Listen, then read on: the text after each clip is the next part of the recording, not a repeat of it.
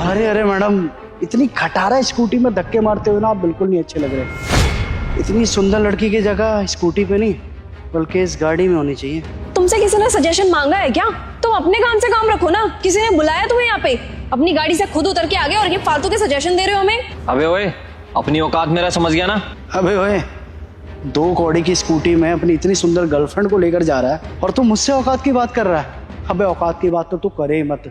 औकात तेरी पेट्रोल भरवाने की भी नहीं है और मुझसे बराबरी करने चला है। अपना मुंह ना बंद रख। हाँ तो मैडम देखिए, मैं आपको सिर्फ इतना कह रहा था कि आप देखने में बहुत अच्छे खासे घर से लग रही हो। क्या इस फटीचर के चक्कर में पड़ गई हो? मैं तो अब भी कह रहा हूँ मौका बहुत अच्छा है, शायद ऊपर वाले ने हमें मिलवाया हो। आ जाओ, अभी भी मेरी अगली वाली सीट खाली है। अबे ओ सुन मेरी बात, तेरे से किसी ने सजेशन मांगा क्या? तेरे से दोबारा पूछ रही हूँ मैं। और इसकी पेट्रोल भरवाने की औकात हो या ना हो, तुझे उससे क्या मतलब है? तू हमें आकर के बार बार क्यों परेशान कर रहा है? हम अपने काम से काम रख रहे हैं, तेरे को भी अपने काम से काम रखना चाहिए ना। क्या है ना मैडम, मुझसे ना लड़कियों का दर्द बिल्कुल नहीं देखा जा सकता। पता नहीं कितने किलोमीटर से ये गरीब आपसे स्कूटी पे धक्का लगवा रहा है। वो तो ऊपर वाले का शुक्र है कि मैं यहीं पे था और आप मुझे दिख गई। होता नहीं हूँ मैं यहाँ पे, लेकिन क्या है ना, भगवान की कुछ तो लीला है आपको मुझसे मिलवाने में। हर वैसा ही ये लड़का है बेशरम। ये नहीं कि इतनी सुंदर लड़की को एक कैब में बैठा के सेफ्टी से घर पहुंचवा दे। लेकिन मैं भी क्या ही बात कर रहा हूँ, जिस बंदे पे पेट्रोल डलवाने तक के पैसे नहीं है, कैब के तो पैसे कहाँ से ही आएंगे। मैडम मैं तो अब भी कह रहा हूँ, छोड़िए इस फटीचर को। गाड़ी रेडी है आपके लिए, आइए ना, आपको आपके घर ड्रॉप कर देता हूँ। और आपके घर क्या ड्रॉप करना, पास में ही मेरा विला है, आप बोले तो मैं आपको वहां पर लेके चलता हूँ। अबे ओ, मन तो कर रहा है खिंचा के थप्पड़ लगाऊं। राहुल तुम इसको कुछ बोलते क्यों नहीं हो? कुछ भी बोले जा रहे हैं। अरे मैडम गुस्सा ना थोड़ा शांत करो। मैं तो ये कह रहा हूँ कि पता नहीं आपको इस फटीचर में ऐसा क्या दिख गया कि जो आप इससे प्यार कर बैठी और इसके खिलाफ एक शब्द नहीं सुन रहे हो। देख, मैं तेरी क्लैरिफिकेशन के लिए तेरे को एक चीज बिल्कुल क्लियर कर देती हूँ। इसके पास पैसे हो या ना हो, या ये मेरे से स्कूटी में धक्का लगवाए या मेरे को झुग्गी झोपड़ी में रखे, तू कोई नहीं होता मेरे को बताने वाला। समझ में आया? मैं इसके साथ खुश हूँ क्योंकि मैं इससे प्यार करती हूँ और इसकी आंखों में ना मेरे को सच्चाई दिखती है और प्यार दिखता है। तुम जैसे लड़कों को मैं अच्छी तरीके से जानती हूँ। अपने बाप के पैसों में जो तुम उछलते हो ना, लड़कियों को तुम क्या समझते हो? कोई खिलौना जब मर्जी यूज किया और फेंक दिया? और तुम क्या समझते हो कि तुम ये 2 कौड़ी का पैसा दिखा करके लड़कियों को खरीद लोगे? मरती होंगी और लड़कियां तेरे पे, लेकिन मैं इस तरीके की लड़की नहीं हूँ। अभी भी बता रही हूँ, मैं राहुल से प्यार करती हूँ। तू चुपचाप यहाँ से निकल जा, वरना तेरे लिए बहुत बुरा होगा। क्योंकि अब की ना मैं तेरी कुछ सुनूंगी नहीं, खिंचा के थप्पड़ लगाऊंगी। अब हंस क्या रहे? जोक मारे क्या मैंने? अरे राहुल, ले भाई अपने थार की चाबी और दे मुझे मेरी स्कूटी की चाबी। मुबारक हो, लड़की बहुत अच्छी चुनी है तूने। क्या मतलब ये थार तुम्हारी है? राहुल तुम दोनों एक दूसरे को जानते हो? हाँ अंकिता, हम दोनों एक दूसरे को बहुत अच्छी तरीके से जानते हैं।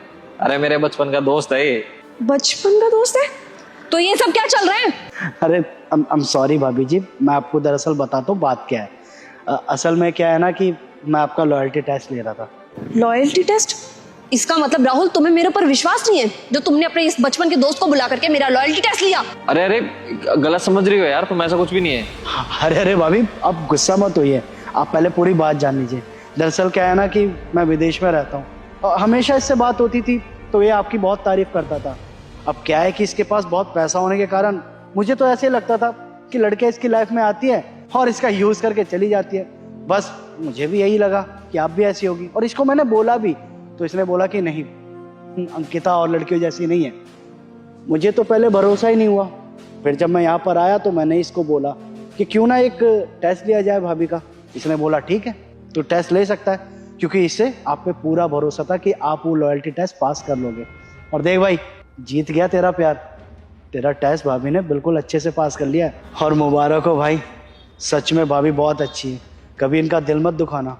और भाभी आप प्लीज़ इस पे गुस्सा मत करना, ये सारा किया कराया मेरा ही है। अगर आपको गुस्सा भी आ रहा है ना तो एक काम करो, आप मेरे ही चाटा मान लो बुरा आदमी समझ के। नहीं नहीं, आपको माफी मांगने की जरूरत नहीं है।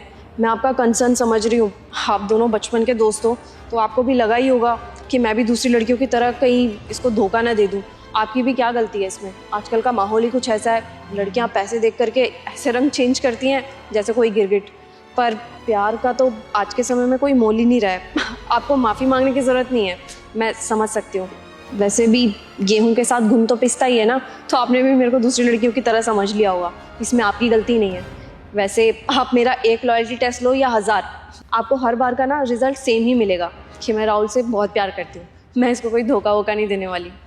और अगर मैंने कुछ ज़्यादा बोल दिया तो प्लीज़ मेरे को माफ़ करना। अरे आपकी माफ़ी मांग रहे हो, माफ़ी तो मुझे मांगनी चाहिए कि मेरी वजह से आप ये स्कूटी में धक्का लगा रहे थे। आप लोग एक काम करो, आप लोग अपने गाड़ी में जाओ, मैं भी कुछ देर में पहुंचता हूँ घर। चल ठीक है भाई, हाँ ठीक है। अंकिता ये देखो, तुम्हें पसंद थी ना थार, खरीद ली तुम्हारे लिए। ओह, तो ये स्पेशली मेरे लिए ली गई है? मुझे बहुत पसंद आई।